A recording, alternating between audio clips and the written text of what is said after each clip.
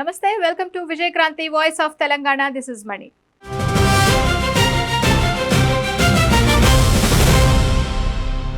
మంత్రులు అధికార పార్టీ నేతల మాట చెబితే అధికారులు హుటాహుటిన పనులు చేసేయడం రొటీన్గా సాగే ప్రక్రియ.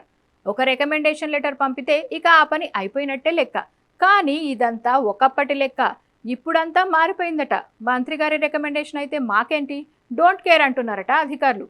అది ఎక్కడ ఏంటన్నది ఓసారి ఈ వార్తలో చూసేద్దాం. సిఫారసులకు విలువేది? మంత్రుల లేఖలు సూచనలకు తగ్గుతున్న ప్రాధాన్యం. నిబంధనల పేరిట పక్కకు. అధికారుల తీరుపై మంత్రుల్లో అసంతృప్తి.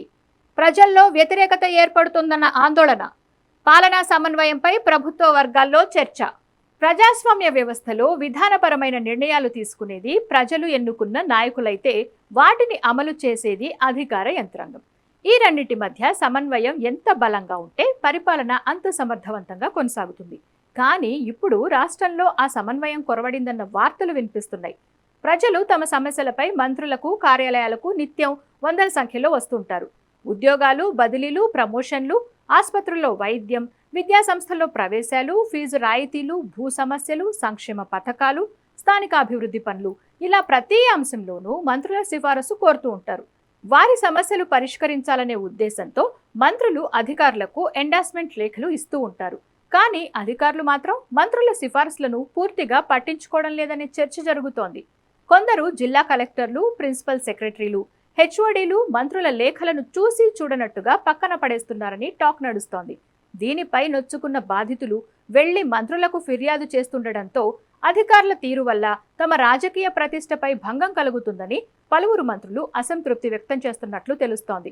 కొంతమంది మంత్రులు నేరుగా జిల్లా కలెక్టర్లతో మాట్లాడి అసంతృప్తి వ్యక్తం చేసినట్లు కూడా ప్రభుత్వ వర్గాల్లో ప్రచారం జరుగుతోంది. ఇటీవల జరిగిన కేబినెట్ సమావేశంలో కూడా ప్రజాప్రతినిధులు సిఫారసులకు అధికారులు స్పందించడం లేదనే అంశం ప్రస్తావనకు వచ్చినట్లు తెలుస్తోంది. జిల్లాలో ప్రజాప్రతినిధుల గౌరవాన్ని కాపాడేలా అధికారులతో సమన్వయం పెంచాల్సిన అవసరం ఉందని కొందరు మంత్రులు సూచించినట్లు సమాచారం. అయితే మంత్రులు, ఉన్నతాధికారుల మధ్య చోటు చేసుకున్న ఈ పరిణామం వ్యక్తిగత విభేదాల అంశం కాదని వ్యవస్థాపరమైన సమస్యగా ప్రభుత్వ వర్గాలు అభిప్రాయపడుతున్నాయి. మంత్రులు ప్రజల ద్వారా ఎన్నికైన ప్రతినిధులు, అధికారులు రాజ్యాంగబద్ధమైన పరిపాలనా వ్యవస్థలో భాగం. ఇద్దరి బాధ్యతలు వేర్వేరైనప్పటికీ లక్ష్యం మాత్రం ప్రజలకు మెరుగైన పరిపాలన అందించడమే. అయితే ఒకరు రాజకీయ కోణంలో ఆలోచిస్తే మరొకరు చట్టపరమైన కోణంలో నిర్ణయాలు తీసుకోవాల్సి ఉంటుంది. గతంలో తీసుకున్న నిర్ణయాలపై అధికారులు ఏసీబీ కేసులు, సిబిఐ దర్యాప్తులు, కోర్టు కేసులు, విజిలెన్స్ విచారణలు ఎదుర్కొంటున్న దాఖలాలు పెరుగుతున్న నేపథ్యంలో అధికారులు జాగ్రత్త పడుతున్నట్లు తెలుస్తోంది. మరోవైపు రాజకీయ నాయకులు కూడా తమ ప్రభుత్వం వస్తే ఇప్పుడున్న అధికారులను వదలం అలా భయపెట్టే స్టేట్మెంట్స్ ఇస్తుండటం తెలిసిందే. ఈ పరిణామాలతో మంత్రులు రికమెండ్ చేసినా సరే అది నిబంధనలకు లోబడి ఉంటే తప్ప ఆ పని చేసేందుకు అధికారులు వెనుకాడుతున్నారని తెలుస్తోంది. మీ అభిప్రాయాలను కామెంట్స్ రూపంలో చెప్పండి. ఈ వీడియో నచ్చితే లైక్, షేర్ చేయండి. ఇలాంటి మరిన్ని వార్తల కోసం మన విజయక్రాంతి ఛానల్ని సబ్స్క్రైబ్ చేసుకోండి.